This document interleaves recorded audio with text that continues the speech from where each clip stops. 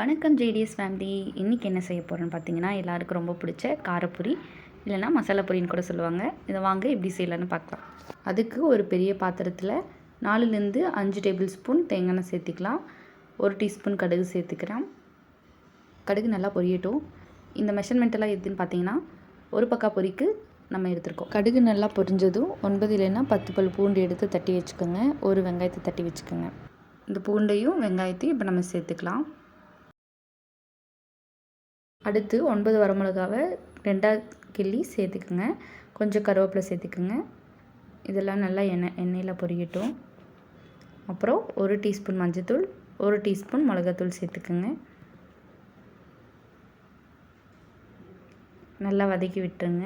கேஸை சிம்மில் வச்சுக்கோங்க. இப்போது ஒரு பக்கா பொரி எடுத்து வச்சுருக்கோம், அதையும் சேர்த்தி அப்படி நீங்கள் கிளறி விட்டுட்டே இருங்க.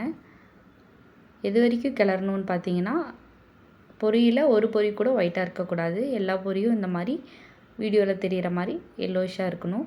மஞ்சள் கலரில் மாறினதும் கொஞ்சம் கிளறி விட்டுட்டு கடைசியாக நீங்கள் எடுத்திங்கன்னா ஒரு சூப்பரான காரசாரமான மசாலா பொரி ரெடி. நீங்களும் செஞ்சு பார்த்துட்டு எப்படி இருக்குன்னு கமெண்ட்டை சொல்லுங்கள். மறக்காமல் நம்முடைய யூடியூப் சேனலை சப்ஸ்கிரைப் பண்ணிக்கோங்க.